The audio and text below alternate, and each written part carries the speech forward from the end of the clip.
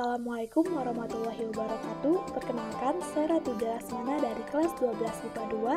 Di sini saya akan membuat video pembelajaran tentang keterkaitan antara demokrasi dengan sikap tidak memaksa kehendak sesuai pesan Surat Ali Imran ayat 159.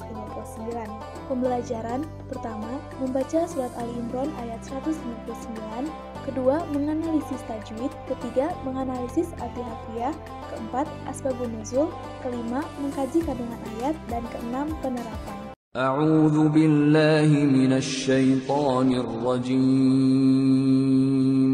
Bismillahirrahmanirrahim.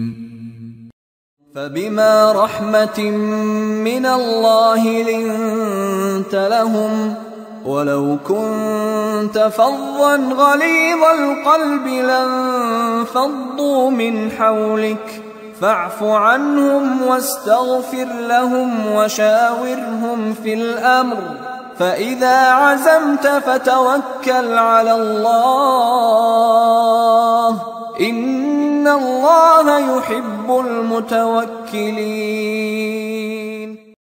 Kaidah tajwid pada surat Ali Imran ayat 159. Arti harfiah pada surat Ali Imran ayat 159. Asbabun nuzul. Surat Ali Imran ayat 159 turun dilatar belakangi oleh peristiwa perang Uhud yang melibatkan kaum muslim di Madinah dan kaum kafir Quraisy. Pecah belahnya perang Uhud terjadi pada tahun 1625 Masehi. Ini tidak luput dari kekalahan kaum Quraisy dalam perang Badar 1 tahun sebelumnya.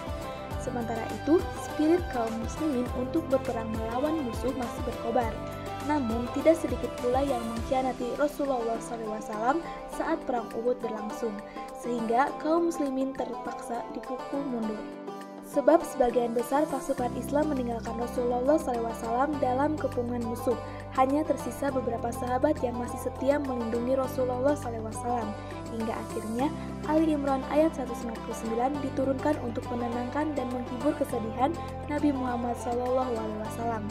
Tak hanya itu saja, surat Ali Imran ayat 159 ini juga menyadarkan kepada kaum muslimin terhadap nikmat Allah Subhanahu wa taala karena telah mendapatkan sang utusan yang mulia akhlaknya yaitu Rasulullah SAW dengan sikap yang lemah lembut, pemaaf, tawakal, dan pandai bermusyawarah.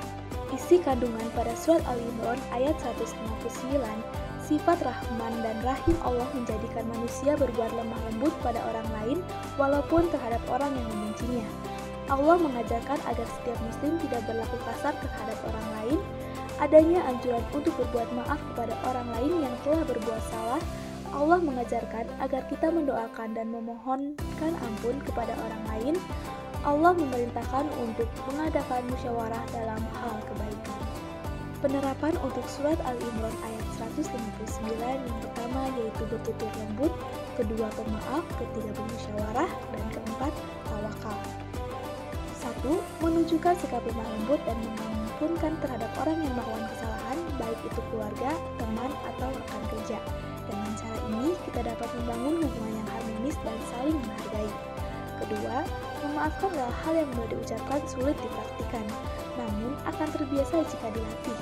Memaafkan dapat memperbaiki hubungan antara individu, kelompok, dan relasi-relasi lainnya, serta menghindari mafsadah yang lebih besar. Maaf dapat menghilangkan dendam dan amarah, serta menarik ke kebaikan.